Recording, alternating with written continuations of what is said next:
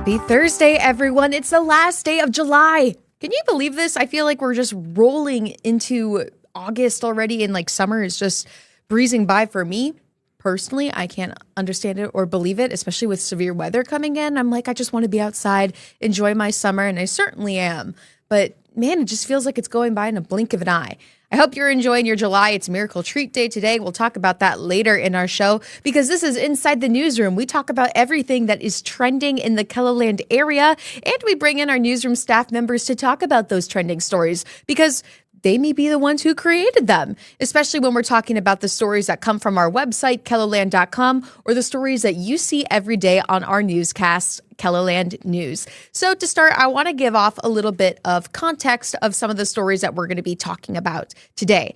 For starters, how about some motorcycles? It's the final preparations for the 85th annual Sturgis Motorcycle Rally, and that starts tomorrow on Friday, marking August 1st, which is just crazy to think about. Soon, that city of Sturgis and the surrounding area will have hundreds to thousands of visitors just celebrating rides and motorcycles in their sweet Harley-Davidson gear.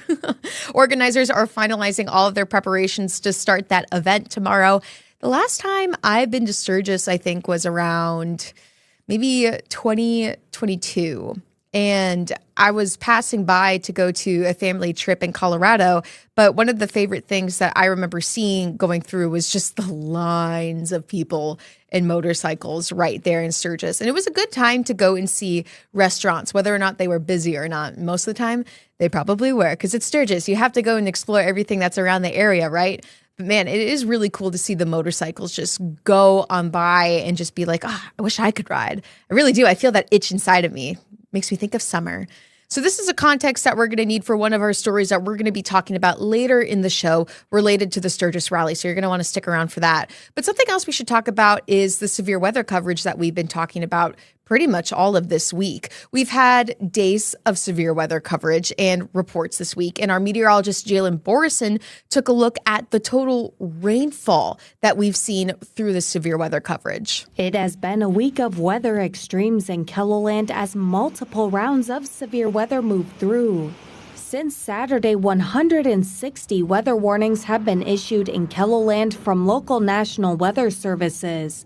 19 of those have been tied to flooding. Here is a look at rainfall totals that have exceeded 3 inches over the past 5 days. The areas shaded in purple indicate over 6 inches. You can see that these spots are located south of Watertown and north of Ortonville. In addition, much of northwest Iowa has been impacted with heavy rain from Sunday through Tuesday's storms. We could not catch a break as an upper-level wave moved into an atmosphere that was primed for thunderstorms again yesterday. Along with the threat for severe weather, a high amount of moisture also had conditions ripe for heavy rainfall. A flash flood warning was issued for areas in northwest Iowa like Sioux Center and Orange City due to training thunderstorms bringing more rain to already saturated soils. Good news is that we will be able to dry out going into the end of next week, specifically for East River. Out to the west, isolated thunderstorm chances will linger. That was Jalen Borison reporting for us right there. And yeah, I was feeling it being really cool yesterday afternoon and evening. I was on a walk to a hair appointment downtown Sioux Falls, and I was just like, when did this happen? It started raining a little bit too. And this morning I felt a little bit cooler too, which is completely different from the Sioux Falls heat that we've been feeling. But it's really interesting to hear about our rainfall totals when we've been covering severe weather for so long. Even right here at our digital desk, we have been talking about severe weather coverage with our meteorologist, Scott Munt. So it's interesting to hear about that impact that we've seen with recent rainfall, as we have been hearing about the impact of communities and the cleanup efforts that have been going on for days now.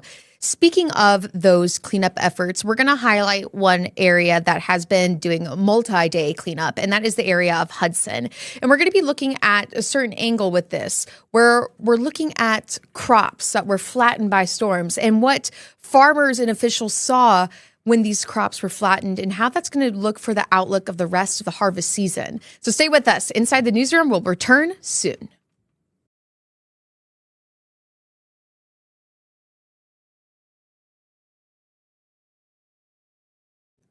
And welcome back to Inside the Newsroom. Now, after those powerful storms that we have been seeing those past couple of days, residents and even volunteers came out to clean up their communities, including the community of Hudson. Our reporter, Julia Lynn, went out to Hudson and spoke to a local farmer who says he's never seen damage quite like this. Irrigators flipped upside down and grain bins now toppled over. It was quite surprising how much damage there was. Jeff Cole farms about 1,600 acres around the Hudson area and says his corn crops are now flattened after enduring the high winds on Monday. Next morning, it was quite an eye-opener how widespread it was. Cole says the damage will bring a difficult harvest season. We're still probably going to have to combine it and look out for trash, and it's going to be harder to feed through our equipment. However, this isn't the first time Mother Nature has impacted Cole, as he says it's been a tough couple of seasons. Last year, all this river bottom ground was flooded with all the flooding, and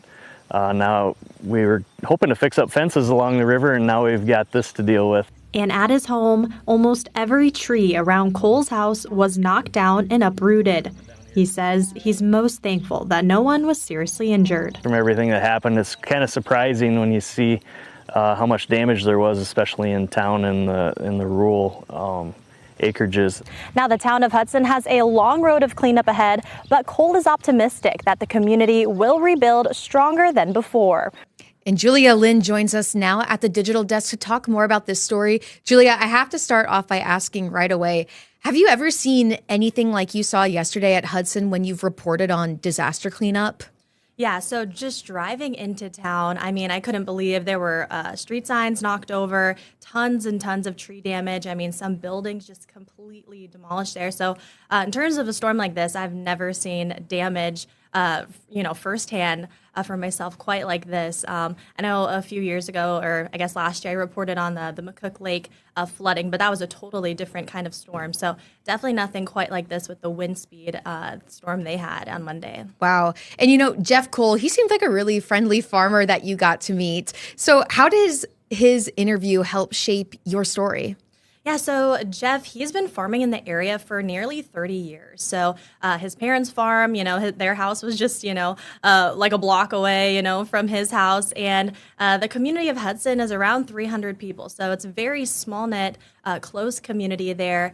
And I was able to connect with him through the emergency management, Harold Timmerman, who gave me his contact. And I think when I went to meet him, he obviously, he's professionally knows everything about his land. So he was able to really give me his perspective of farm life. I don't come from a farming background at all. So he really was able to say, he farms around 1,600 acres around the Hudson area, and just showing me how much of the storm impacts his harvest. This is his, this is how he makes a living, right? Yeah. So just kind of giving me a deeper perspective and kind of explaining, how this is difficult for him. The weather is a huge part of farming, of course. So just getting a little bit more of an inside scoop of how these storms and kind of how the weather kind of is, the determining factor for a lot of their harvest seasons. We can predict all we want or try to, but man, yeah, Mother Nature really has a force. But we do too, because he was so hopeful, and that kind of rang home for me in your story at the end of it. But what do you think is an important part that you want viewers to take away from your story? Well, just talking to Jeff, he was very optimistic. I mean, you even heard in his soundbite at the end there, he said, we're a small but mighty community. A ton of different towns came to Hudson to help out the day after, and I assume the rest of the week they're going to be helping that community pick back up. Of course, he has insurance, so he'll be rebuilding as much as he can there. But him and his sons also volunteer at the fire department, so they were out helping people even that morning, the night of. I think it just says a lot about the community and the type of people that live there, just willing to help neighbors in any way they can. The Midwest to nice is what I like to call it. And what story are you working on today?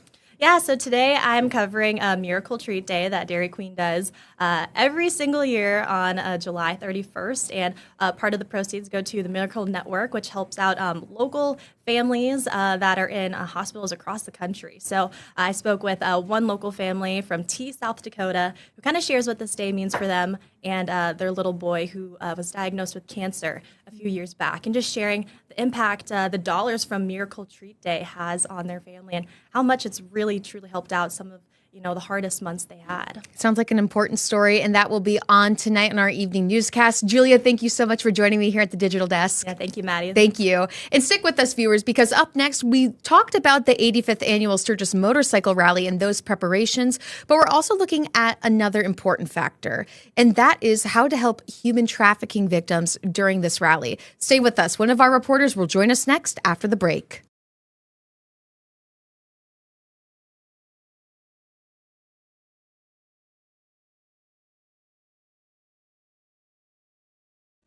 And welcome back to Inside the Newsroom. While the 85th Sturgis Motorcycle Rally is a time for friends to get together and ride their really extreme motorcycles, it's so cool. It's unfortunately also a hotspot for human trafficking. And our reporter, Summer Roddershot, looked into this. Sturgis starts on Friday, but Call to Freedom and the South Dakota Attorney General's office prepare for this event year-round. So it's really the amount of people and the length of time that we're looking at for this event that brings not only great activities as far as tourism, but also some of those bad actors that are bringing in not only human trafficking, but drugs and gun trading as well. Which is why volunteers with Call to Freedom help put up these pull tabs across the state. On it asks questions to help people understand if they are a victim of human trafficking, and a phone number that they can call or text for help. We have almost 100 volunteers that go across the state, and they volunteer their time to put those in the visitor bureaus, the rest stops, anywhere on the interstates that people are traveling through our communities. And we go through hundreds of them a year. The nonprofit isn't the only one doing its part to combat human trafficking. It's also been something at the forefront of South Dakota Attorney General Marty Jackley's mind. He says there will be heavy law enforcement presence at the rally. They try to remove the worst of the worst that are engaged in human trafficking, and that's good for the rally, and frankly, it's good for the kids in the area. If you plan on attending the rally, there are certain things to look out for, and if you see it, it's a good idea to report it. Somebody who's in a controlled environment.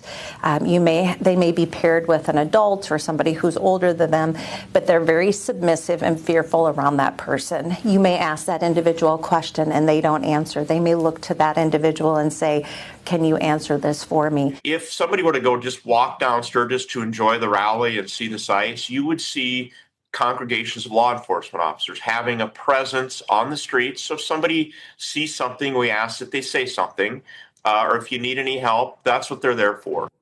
And Summer Roddershot joins us now at the Digital Desk to talk a little bit more about this story that she created and is spreading awareness for, because Summer, both Call to Freedom and the Attorney General's office are preparing. And in your story, it says that they prepare year-round for Sturgis, which is incredible. So talking about two different organizations, what level of awareness should our viewers take away from their preparedness?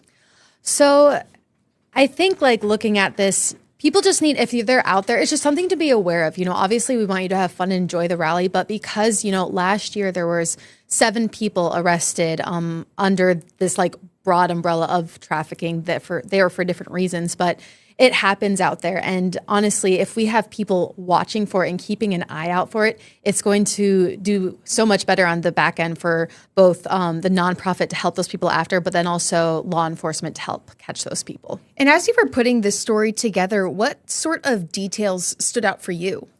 So details, especially for what to look out for, they always say if it's an older and younger relationship, people that look very different ages. And you can sort of tell that the younger person is more submissive. They always look to the other person for help or for guidance or for what to say. Becky was also talking to me about, if they're inappropriately dressed, whether that be inappropriate clothing or they're not dressed for the season, different things like that. And then Marty Jackley also was telling, if they look fearful or if they look always trying to turn away or uncomfortable with that person. Those are just some simple things to look out for. Also, another thing is if you see people going in and out of hotel rooms frequently or at different times of the day a lot. Those are things to just keep an eye out for. Marty Jackley said, don't try to intervene yourself at all. But to go and to talk to the law enforcement that you see on the streets, he said there's a bunch of law enforcement you see on the streets. You could talk to them. I was talking with Becky from Call to Freedom. She says that on the Attorney General's website, there's a place where you can report that. And then obviously, if it's an abusive situation or escalating quickly and it looks violent, call 911. And then what other details would you share about this story for our viewers, or is there anything else to share? Yeah, so one of the interesting things is Becky with Call to Freedom, and she talked about the pull tabs that they put up at different rest stops, restrooms, gas stations, places just across the state. They have like around 100 volunteers that are just putting these up in almost all the counties that they can get to. And I think she mentioned that they go through like hundreds of these a year. Wow. Which not only does that mean they're putting them up, but people are using them and they're calling them and they're contacting them. So it's almost eye-opening for when people, you're going to the bathroom and you see one of the sheets and they only have 2 of the pull tabs left, that, hey, this stuff is happening in your community and it's something you need to be watching out for. And Becky mentioned that they send out hundreds of volunteers for Sturgis too, right?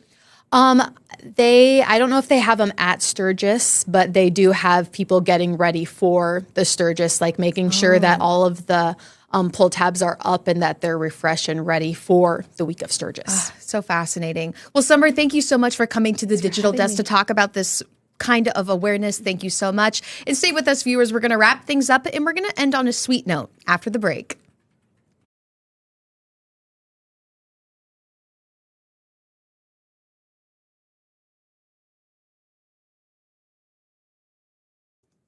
Before we end Inside the Newsroom, let's end things on a sweet note because 30 area Dairy Queen restaurants are gearing up for one of the sweetest days in the country, and that is Miracle Treat Day, which starts today, July 31st.